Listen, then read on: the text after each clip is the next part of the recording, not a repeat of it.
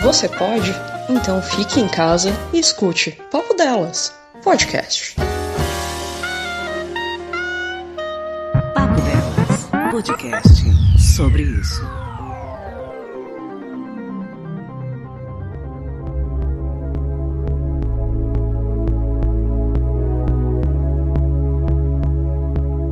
Olá pessoas, o meu nome é Elisney e você está ouvindo sobre isso. Eu queria começar agradecendo o convite da Cafeína para apresentar esse programa. Um fã do Papo Delas, eu admito que eu fiquei bem emocionado. Bom, eu já disse meu nome e eu sou bacharel em Direito. Eu sou servidor público há pouco mais de uma década e nos últimos 2 anos eu atuo como diretor de secretaria. Meio que eu sou a pessoa que cumpre o que o juiz manda, ou coordena a secretaria, que cumpre o que o juiz manda. Eu quero deixar claro que o que eu vim fazer é uma leitura jurídica de um caso, mas eu vou, o máximo que eu puder, transformar em termos normais, assim, em linguagem coloquial. Eu não quero tomar o espaço, nem a voz de nenhum movimento de direitos iguais, movimentos raciais, inclusive porque eu posso ser considerado branco. Para minha região, a região norte, eu sou amazônida, que é meio que um amarelo, assim, sabe? Queimado de sol, tipo um latino, tá bom? E isso meio que entrega o que eu vim falar. Eu vim falar sobre a sentença que ficou famosa, uma sentença infame que ganhou os noticiários há algumas semanas, onde uma juíza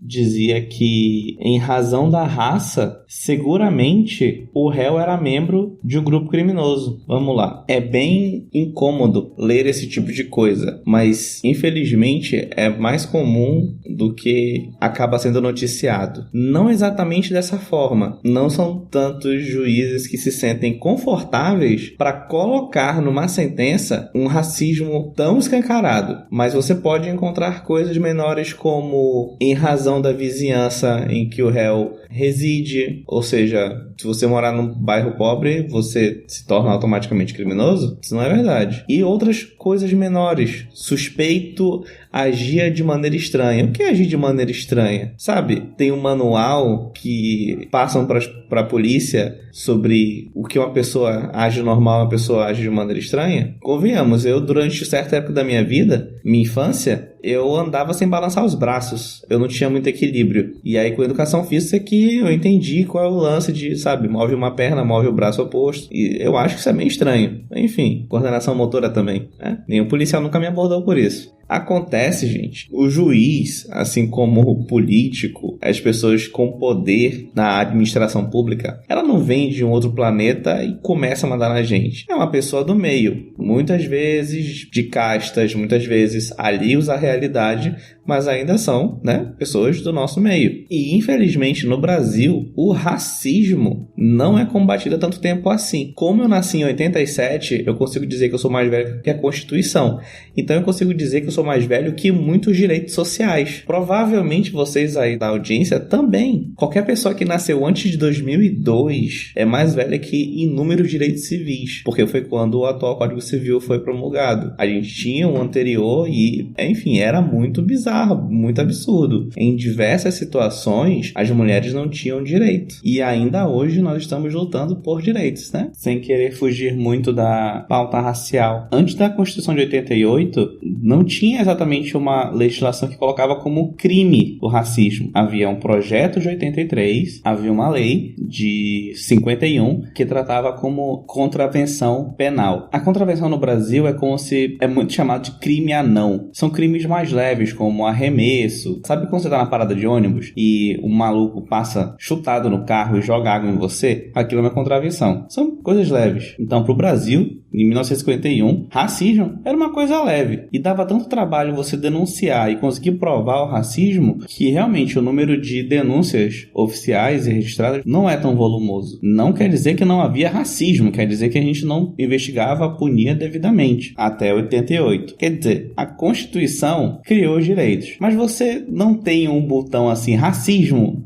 e aí você desliga porque tem uma lei. Não é assim que funciona. Se você imaginar que um juiz, aos 30 anos de idade, em 88, passou num concurso e começou a atuar quando a Constituição criou essa igualdade de direitos, criou a ideia do racismo ser imprescritível e inafiançável, ele não tinha base teórica, ele não tinha outros juízes que dissessem como trabalhar legislação para melhorar a questão do processo, como julgar, não havia doutrina, enfim, ele estava, iniciando ali. De lá para cá tem 32 anos, é um juiz com 63 anos. E tem de quilo dentro do judiciário, um juiz nessa idade, que passou a vida toda sem entender que racismo é errado. E desculpa, gente, eu realmente queria trazer alguma coisa mais animada, mas isso é uma verdade, não dá para esconder. Para um órgão público não existe um ser místico sentado num trono mágico chamado Poder Judiciário. Os judiciários são os seus servidores, são juízes, analistas, escreventes, assistentes, auxiliares, todo mundo. Pro poder público, pro judiciário ser laico, para ele ser eficiente, para ele não ser racista, os servidores precisam ter essa cultura. E infelizmente é muito complicado você apagar tão fácil da cultura das pessoas coisas erradas. E o racismo estrutural, ele vai aparecer em diversas formas. Não é só na sentença maldita que a gente está discutindo. Toda vez que alguém fala sobre cabelo ruim para um cabelo cacheado ou para um cabelo crespo, você está reforçando que aquele cabelo tem características negativas. E aí você cria um certo sentimento de inferioridade para quem tem essas características, entende? E a gente carrega isso de forma muito inconsciente. Infelizmente, os servidores do judiciário também.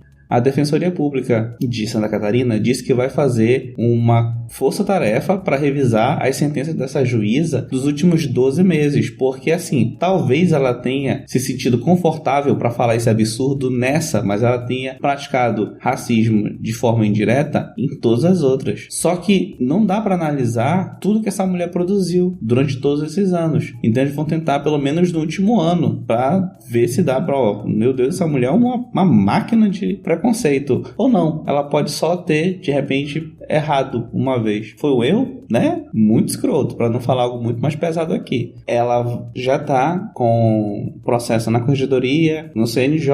A punição máxima deveria ser demissão, mas até hoje eu só vi juiz ser aposentado. E a gente também tem que entender que a aposentadoria, ok, vai manter o salário, mas não é algo tão bom, gente. Para essas pessoas, perder o poder é o mais importante. Nós estamos tirando o poder de decidir conflito. O judiciário existe para resolver conflitos. Só que na nossa ânsia punitivista, nós não podemos achar que o racismo vai acabar porque nós punimos, aposentamos o que for uma juíza. Eu sempre uso o exemplo do goleiro Aranha, naquele emblemático jogo em que alguns torcedores do time rival foram para parte do campo que fica atrás do gol e começaram a xingar o goleiro, chamá-lo de macaco, de sujo, coisas terríveis. Ficou muito evidente em uma das filmagens que aparece o rosto da torcedora gritando macaco. Encontraram o endereço dessa garota e assim, gente, jogaram até uma bomba incendiária na varanda dela. E ainda bem que ela não sofreu danos, fora todo o terror maldito de ser perseguida, mas a morte dessa pessoa não acaba o racismo, entende? Mesma coisa vai acontecer com essa juíza. Se a corregedoria eventualmente puni-la com aposentadoria, se o CNJ punir com aposentadoria, não vai acabar o racismo no judiciário. Infelizmente. É ótimo torcer por isso, mas o racismo você combate estruturalmente, você combate no dia a dia, e não apenas perseguindo os racistas. Não estou dizendo que não é para perseguir racista, não estou passando pano para racista, estou dizendo que isso não é suficiente, ok? Não é suficiente apenas punir indivíduos quando é um problema sistêmico, tá bom? Bom, se vocês não ficaram com muita raiva de mim, eu espero que vocês comentem nos comentários do programa. Eu vou estar aberto a todas as críticas. Agradeço muito quem chegou até aqui, e se quiserem conferir um projeto que eu tô tocando há algumas semanas, eu tenho um podcast chamado Meus 10 Minutos, onde eu falo sobre a vida e pistola um pouco. Um beijo de novo pra Cafeína, um beijo pra Patsy e tchau, tchau.